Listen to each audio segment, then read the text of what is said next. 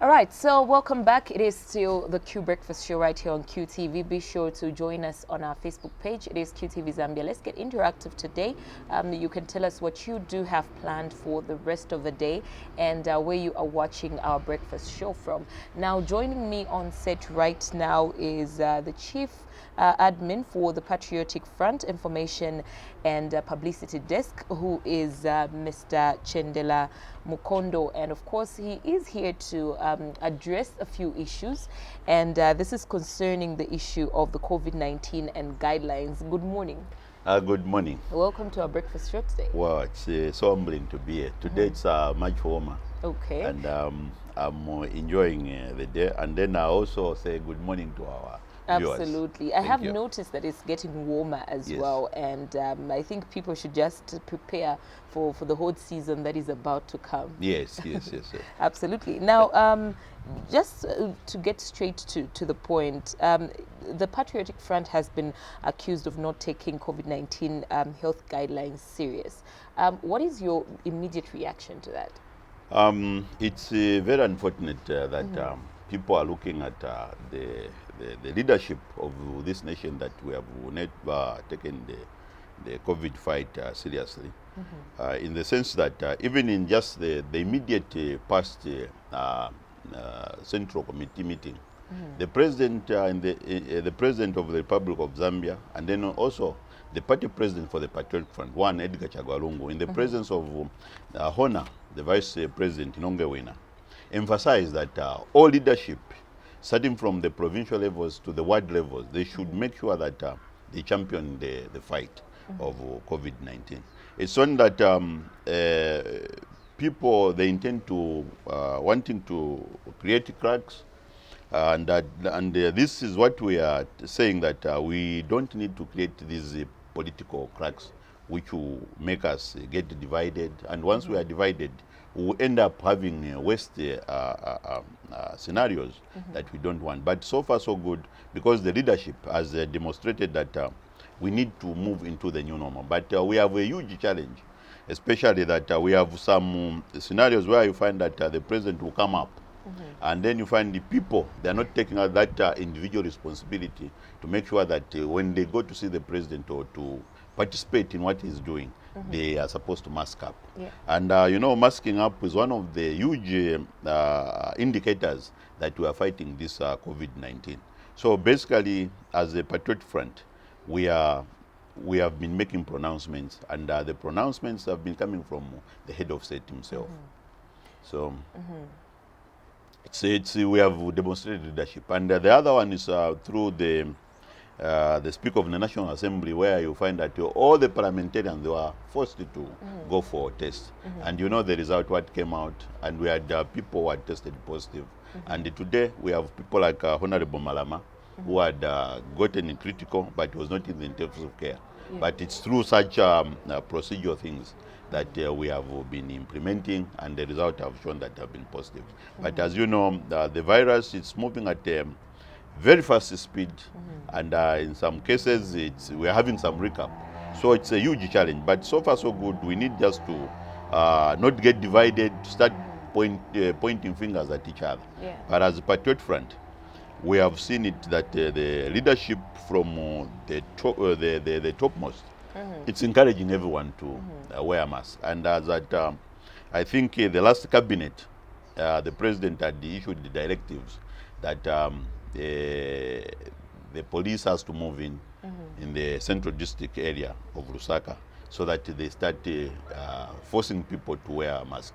But we don't want it to graduate to a position whereby the army goes in. It will be worse. And despite the efforts, made by the Lusaka mayor, taking it upon himself to actually go from place to place to ensure that people are maintaining social distance and all that. Just recently, I think it should have been this weekend, we did see a video of, people going out in numbers still in bars and clubs, and getting to a point whereby they're being whipped to chase them out from that place. What does this say about the mentality that we have as Zambian citizens concerning COVID-19? You know, it's very unfortunate because they are taking it like child play. It's like when your father is not there, you start misbehaving. When your father comes 17 hours, you normalize yourself to show like you're like a good child. So we have that mindset, unfortunate, which is like a small child. The mayor of Lusaka, as you have rightly said, he was seen. He has been going through a lot of these places, making sure that people continue to adhere to the presidential directive that we all get committed. So it's upon us. So our appeal to our people out there is that let's show maturity, let us sober up, let us take personal responsibility, because we are only given one opportunity to exist. There's no reverse gear. Once you go to the grave, there won't be another opportunity. You go there as an individual. So if you have seen what is happening in the United States of America, as we stand today, we have almost 164,000 people have passed on, who have died. In Brazil, we have more than 100 and is it 5 or 1,000 who have died to the same, who have succumbed to them. So we don't want that to start happening here. Just here in South Africa, we have more than, they are posting almost 500,000 people have succumbed to the virus, and in 1,000 who have died. So basically, as individuals, we don't even have that capacity. If you look at the financial resources that we have, we are struggling even with what we have, what climate change has imposed on us, on the energy challenge. Also agriculture, the northern region, we had experienced extreme weather, where you find that they were flooded. You know, our appeal, let us take up responsibility as individuals, as parents, as people who are coming from different setup groups, and that could be the church leaders. So basically, leadership should start from the individuals, not to wait for Edgar Lungu to come and send the soldiers to start whipping us. It's very unfortunate. And you know, the position which we are in, it's that one of information age. You find that these purveyors of fake news, they're taking advantage of it, and then others, they're taking advantage of it in the sense that they want to politicize it. We are asking all those people not to practice COVID politics. We are also appealing to those who could just be participating in all these things, thinking that it's a venture for the government to make money. No, you have seen, in July, we lost 2 members of parliament, and it could be COVID related. So basically, it's not even sparing us at the Patriotic Front. And who would want to lose a political leader? Or which political leader would want to lose life? So basically, this COVID, it's real. Even Bowman Lusambo was fighting it, got it. If you look at Dollar Syria, got it. Honorable Chirufia got it. So basically, can you say that this maybe we're trying to create some mileage out of it? No. We are saying and appealing to our people in compounds, in villages, in these localities. Unfortunately, we had the places like East Park, where we had these people are pretending that they are operating a shop which was licensed to sell the normal merchandise, but they were selling liquor. So basically, our appeal is let us get serious. Let us follow the 7th National Development Plan, which was talking about the change, the mindset change. And this is an opportunity to demonstrate that mindset change. COVID has to show us that we are united as one Zambia. If we don't remain resilient, you will find that we are going to start burying. The numbers will increase. And the latest reports, they are saying we shouldn't even look at COVID-19 as a seasonal thing. It's no longer season. It's no longer saying, you know, it's July, it's August, it's now warm, whatever. Because if you look at, there are a lot of places where you find that these climatic changes do not apply. You go to Brazil. Brazil, it has rain season. Is it through and through? But you look at what they are posting, something else. Just here, the Congo also, they have a problem with the same predicament. So basically, our appeal, let us emulate our brothers in Botswana. Let us emulate even our brothers in Malawi, because these are posting smaller figures. Let us take this challenge which we have, the COVID-19, seriously, and let us look at it as something which is not political. And we don't need to wait for a political leader to come and tell us, no, you don't need to drink, or if he's not there, that's when you go back to misbehave. So basically, it's a huge challenge. As Christians, let's reflect upon our morals, and then also we see ourselves as leaders in this time that we are in. Yes. I did mention earlier on that the Patriotic Front, that was my first question, has been accused of not following the guidelines. But also, we did see people on social media complaining that, the party is still having gatherings. What is your take on that? You heard the latest pronouncement through the ECZ. They said that either with COVID or no COVID, the nation will still go ahead with the elections. So basically, that pronouncement, it has told us to operate in what the president had made the earlier pronouncement of living in the new normal. But it's important that living in the new normal means we have to mask up. Yes. We have to practice social distancing. What new normal entails now, we need to distance ourselves. We need to keep the distance so that I do not pose as a risk to you. I do not get this virus to my next neighbor. So basically, these gatherings, they can only be done if you are meeting this minimum standard. But what has been happening of recent, it's some of the scenarios which they have seen, like the commissioning of the bridge by our Republican president, where others were seen they were wearing the mask, others were not wearing masks. So our appeal is, let's take individual responsibility, especially to my party functionaries there, all the PF. Let us show leadership that even when we go to meet our president, we should wear the mask. It's not the president to come and start making us to wear a mask. It is ourselves, especially from the ward level, the section level, and the constituency level. We have to make sure that the people that we are carrying, they are following these minimum standards, so that tomorrow we demonstrate the leadership. Otherwise, if we let it to go without talking, that's why the president was talking about the same. Is it in the Central Committee? The most recent past meeting, he was talking about we should champion the wearing of masks. We should make sure that we keep our children in a home environment and safe environment, so that at the end of the day, we demonstrate leadership from ward level, constituency level, district level, and the provincial level. So basically, those who are accusing us, they could be right, because these pictures, they are going everywhere. So it's timely. As leaders, we should be seen to be demonstrating what we have been preaching. So basically, I think these are some of the hiccups which are coming in. And our appeal as leaders on the helm, we should continue speaking that everyone should demonstrate. Like yesterday, I received some about 4 to 5 because they were saying the council, they are now grabbing the merchandise, these beers that they have been selling. Previously, they just used to lock. Is that the way forward? They are decampaigning us. But I said, are you going to talk about being decampaigned if you are dead tomorrow? No.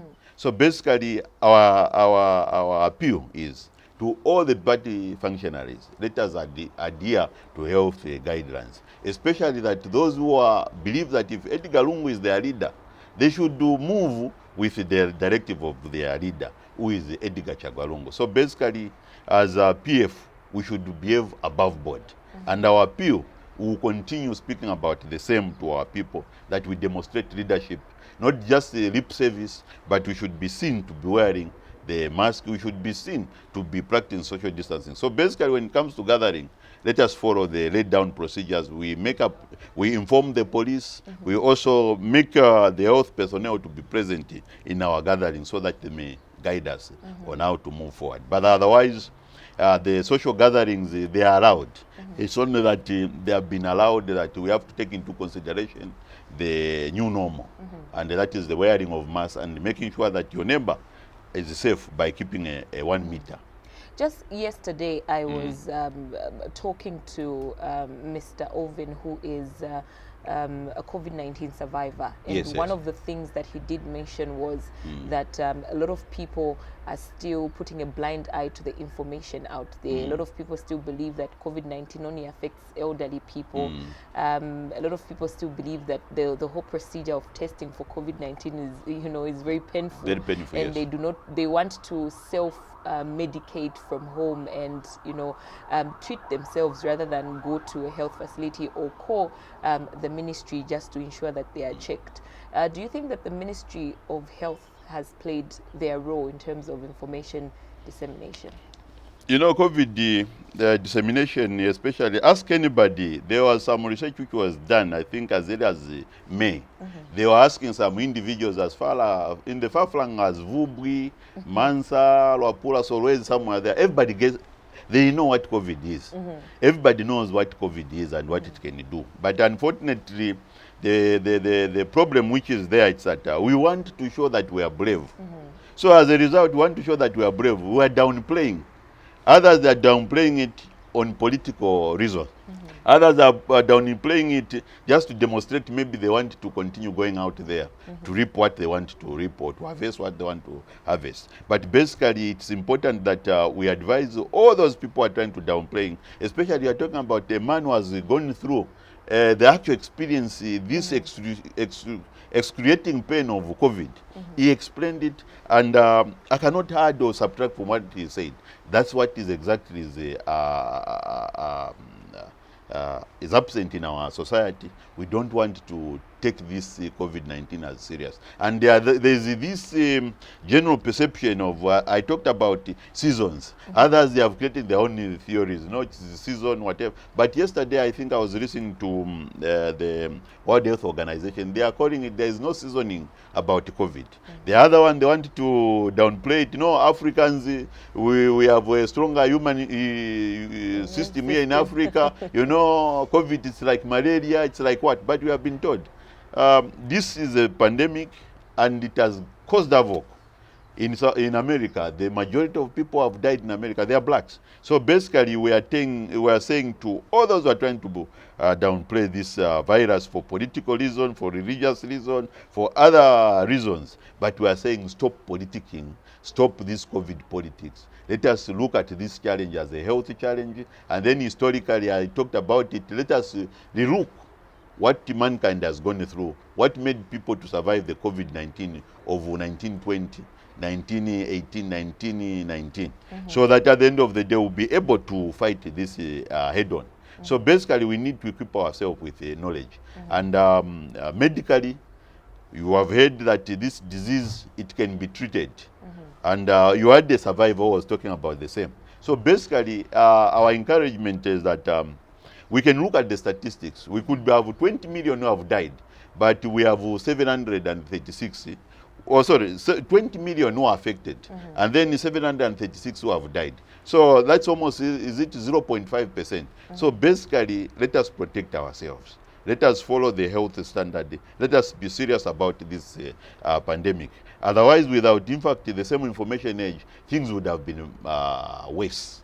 But so far, so good. I think the Ministry of Health has been disseminating, and we have only 116 districts. So meaning, in all these districts, we have the district health personnel. So I think they are in charge, and they have done the commendable job of disseminating the information. Because a lot of people, when they look at the Ministry of Health, they think it's just headquartered here in Lusaka. It's a structure, it's an octopus, and it moves through commands. So we have only 116 districts, and there are officers who have been deployed in all these districts. And we have all these health personnel who have been disseminating information. For those who have deliberately, the unfortunate part which we talked about, want to treat themselves at home, it's very sad, because we have been, that's now the huge challenge. People are scared of coming out because of the same testing. They're having complaint. For you to get healed, you need a bitter pill, not so. So we need to go through such bitter procedures, so that at the end of the day we get the information that either we are positive or negative. And the unfortunate part, if we don't have that information, we'll have more BIDs, the way we had it in Kitwe, the way we have been experiencing here in Lusaka, and some other places. It's because of the same challenge of ignorance. And ignorance, when you talk about ignorance, there is no excuse. There is no defense when it comes to ignorance. You are ignorant because you have chosen to be ignorant. But otherwise, everybody in Zambia knows about COVID-19. And the COVID-19, it's a huge challenge that has come not because of politics, not because of somebody manufactured it, but these are pandemics which happens almost every 100 years. In fact, we had also the HIV pandemic, which came from the United States of America. We had all these theories, and you see how we lost a lot of lives. Basically, it's the southern region portion which had suffered the HIV pandemic. But this time around, we have seen that the COVID-19, it has done havoc in the United States of America, which is a superpower.